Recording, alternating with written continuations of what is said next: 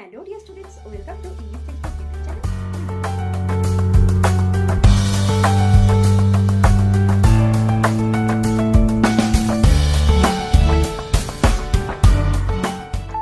Hello dear students, welcome to English Textbook YouTube channel. We make English easy. আমি অশোকা চলে এসেছি আরও একবার তোমাদের জন্য একটি নতুন টপিক নিয়ে। আজকের ভিডিওতে আলোচনা করব একটি স্টোরি রাইটিং। তো চলো দেখে নাও কি বিষয়ে স্টোরি। এই স্টোরিটি একটি পপুলার স্টোরির মধ্যে অন্যতম। স্টোরিটি হচ্ছে দি ওল্ড ম্যান, বৃদ্ধ লোক এবং বৃদ্ধ লোকটি এবং হিজ কোয়ারেলিং সানস এবং তার ছেলেরা যারা ঝগড়া করত, বা সেই বৃদ্ধ লোকটি এবং তার সেই ঝগড়া করা ছেলেগুলি যারা নিজেদের মধ্যে ঝগড়া লড়াই করত। তো এই গল্পটি কম বেশি সকলেই তোমরা জানো। তো আমরা এই গল্পের বিষয়বস্তু গল্পের মধ্য দিয়ে ধীরে ধীরে জেনে নেব। তো চলো আর দেরি না করে শুরু করছি আজকের story writing. So let's get started. তো ফার্স্টে আমাদের যেটা কাজ, গল্প যেহেতু লিখছি আমরা, তাহলে গল্পের টাইটেলটাও আমাদের অবশ্যই লিখতে হবে। তো দেখো আমি প্রথমেই লিখে দিলাম টাইটেলটা। তো দেখো, the old man and his quarrelling sons, এটা লেখার পরে আন্ডারলাইন করে দিয়েছি। এবার আমরা গল্প লেখা শুরু করব। তো প্রথমে দেখো, an old man had 3 sons। তো একজন বৃদ্ধ মানুষের বা একজন বৃদ্ধ লোকের 3টে ছেলে ছিল। অনেক বইয়েতে তোমরা 4জন ছেলের কথাও কিন্তু দেখে থাকবে। তো তোমাদের প্রথমে বলে রাখছি যে তোমরা, আমি যে হিন্সটা দেখে লিখেছি সেখানে 3টে ছেলের কথা লেখা ছিল। আচ্ছা, তো সেটা ম্যাটার করছে না। এবার তোমরা যখন তোমরা হিন্সটা দেখবে, তোমাদের হিন্সের যদি 4জন থাকে, সেই ক্ষেত্রে হিন্টস বা পয়েন্টস অনুযায়ী তোমরা সেখানে 4টে, তাহলে 4 sons করে দেবে। আচ্ছা, তো যাই হোক, এই বিষয়টা আশা করছি বুঝতে পেরেছো। আচ্ছা, তো দেখো, an old man had 3 sons। যাই হোক, তো একজন বৃদ্ধ লোকের 3টে ছেলে ছিল। বাট, কিন্তু he was not happy at all, কিন্তু তিনি খুব একটা খুশি ছিলেন না, বা তিনি আদৌ কোনো রকমভাবেই বা আদৌ তিনি কোনো সুখী ছিলেন না। কেন? The sons were always quarrelling among themselves. কারণ হচ্ছে কি, তার অসুখীর হওয়ার কারণ কি, তার যে ছেলেরা ছিল তারা কি করতো, সব সময় নিজেদের মধ্যে কিছু না কিছু নিয়ে তারা ঝগড়া করতো। সব সময় তারা কখনোই ভালোভাবে আচরণ করতো না, তারা সব সময় নিজেদের মধ্যে ঝগড়াঝাটি করতো। এই বিষয়টি made the old man worried. তো এই বিষয়টির জন্য সেই বৃদ্ধ লোকটি চিন্তিত হয়ে পড়ল বা উদ্বিগ্ন হয়ে পড়ল। কেন উদ্বিগ্ন হলো? কারণ কি, দেখো, যখন আমরা নিজেদের মানুষদের মধ্যে নিজেরাই ঝগড়া করব, তাহলে কি হবে, বাইরের মানুষ কিন্তু সুযোগ পাবে। তো সেটা ভেবে সেই বৃদ্ধ লোকটি কিন্তু খুব চিন্তিত হয়ে পড়েছিল যে এরা যেহেতু 3টে ভাই, তারা নিজেদের মধ্যেই ঝগড়া করছে, তাহলে তো বাইরেকার লোক তো তাদেরকে আরও ভুলমন্ত্র বা ভুলভাল কিছু বলবে, আরও এদের ঝগড়াঝাটি লেগেই থাকবে। তারপরে কী হবে, তাদের মধ্যে কোনো ইউনিটি থাকবে না। তো যাই হোক, পরে আমরা দেখে নিচ্ছি কি হচ্ছে।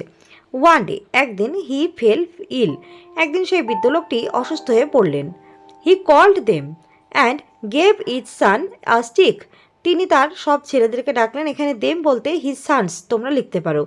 অ্যান্ড গেভ, এবং তিনি দিলেন, কি দিলেন, ইজ সান, প্রত্যেকটি ছেলেকে আ স্টিক, একটি করে লাঠি দিলেন। তাহলে কি, তিনি সব ছেলেদেরকে ডাকলেন এক জায়গায় এবং প্রত্যেককে একটা করে লাঠি দিলেন। He asked them to break the sticks, তিনি তাদেরকে বললেন যে ঠিক আছে, এবার তোমাদের যে লাঠিগুলো দেওয়া হলো সেগুলো তোমরা ভাঙো, লাঠিগুলোকে ভেঙে ফেলো। And each son easily broke his stick, তো প্রত্যেকটা ছেলে যে যা লাঠি ছিল প্রত্যেকেই কিন্তু অনায়াসে বা খুব সহজেই তারা কিন্তু তাদের হাতে থাকা লাঠিটিকে সহজেই ভেঙে ফেললো। এই ছেলেগুলো তাদের যে লাঠিগুলো দেওয়া হলো সেই লাঠিগুলোকে তারা খুব সহজেই কিন্তু ভেঙে ফেলতে পারলো বা ভেঙে ফেললো। আচ্ছা, তো এতে কি প্রমাণ হচ্ছে লাঠি ভেঙে ফেলাতে? দেখো, দেন, তারপরে the old man tied several sticks into a bundle, তখন সেই বৃদ্ধ লোকটি কী করলেন, বেশ কয়েকটা স্টিক্স, লাঠি নিলেন, ইনটু আ বান্ডেল, সেগুলো কী করলেন, একটা বান্ডেল, একটা লাঠিগুলোকে একটা জায়গায় বেঁধে নিলেন। তো সেই অনেকগুলো লাঠি নিয়ে সেটাকে একটা বান্ডেলের আকারে বেঁধে নিলেন, কিছু দিয়ে বেঁধে নিলেন। And asked them to break it. অনেকগুলোকে বাঁধার পরে লাঠিগুলোকে একত্রিত করে তিনি তার ছেলেদেরকে বললেন প্রত্যেককে তারা যেন এটাকে ভাঙে। একটা লাঠি দিয়েছিলেন, তখন তারা ভেঙে দিয়েছিল, এবং এরপরে কি হলো, আরও বেশ কিছু লাঠি একত্রিত করে তাদেরকে আবারও লাঠি ভাঙতে বলা হলো। নান কুড ব্রেক দ্য বান্ডেল। তাদের মধ্যে তারা যে 3 ভাই, তারা কিন্তু কেউই সেই লাঠির যে এটা বান্ডেলটা, সেটা কিন্তু বা লাঠির যে আটিটা, সেটা কিন্তু কেউই ভাঙতে পারলো না। কেউই ব্রেক করতে বা ভাঙতে সমর্থ হলো না, বা সকলেই ব্যর্থ হলো, কেউই সেটা ভাঙতে পারলো না। এবার দেখো, দি ওল্ড ম্যান সেড, তখন সেই বৃদ্ধ লোকটি বললেন তার ছেলেদেরকে, if you stay united like this sticks, যদি তোমরা থাকো ইউনাইটেড একত্রিত হয়ে, লাইক দিস স্টিক্স এই লাঠিগুলোর মতনই তোমরা একত্রিত হয়ে থাকো, no one can harm you, বাইরেকার কেউই তোমাদের কোনো রকম ক্ষতি করতে পারবে না। তোমরা সবসময় কিন্তু নিজেদের মধ্যে এরকম লাঠি যেরকম একত্রিত হয়ে তারা শক্তিশালী হয়ে গেল, তেমনি তোমরাও একই সঙ্গেই থাকবে। বাট ইফ ইউ ফাইট, আর যদি তোমরা এরকম ফাইট করো, কোয়ারলিং করো, মানে ঝগড়াঝাটি করো, নিজেদের মধ্যে মারপিট করো, ইউ উইল বি উইক, তোমরা কিন্তু দুর্বল হয়ে পড়বে। অর্থাৎ তোমাদের যে শক্তি সেটা কিন্তু থাকবে না। তোমরা একত্রিত হওয়ার যে একটা বিষয় রয়েছে, একত্রিত থাকলে কী হবে, কেউ তোমাদেরকে ক্ষতি করার সাহস পাবে না। তো সেরকমই একত্রিত যদি থাকো তাহলে কিন্তু তোমাদের কোনো ক্ষতি হবে না। আর এবং তোমরা কী হবে, যদি তোমরা এরকম করো, ঝগড়া করো, মারামারি করো, তাহলে কিন্তু তোমরা দুর্বল হয়ে পড়বে। ওকে, দে লার্নড আ গ্রেট লেসন, তারা একটা বিশাল বড় শিক্ষা কিন্তু পেল।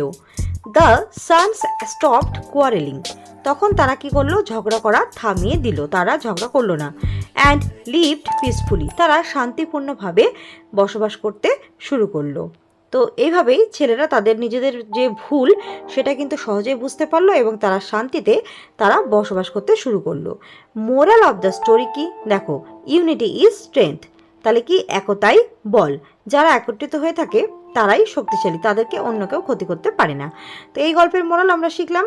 তো যাই হোক, এই হচ্ছে আজকের গল্প, যে একজন বৃদ্ধ লোক এবং তার ছেলেরা যারা ঝগড়া করতো। এখানে তোমাদের অনেক বইতে বা অনেক হিন্টসে তোমরা আমি এখানে ওল্ড ম্যান হিসেবে লিখলাম, তোমরা অনেক বইতে ওল্ড ম্যানটা নাও পেতে পারো, বা ফার্মার হিসেবেও অনেক বইতে থাকে the farmer and his sons, এরকমও থাকতে পারে।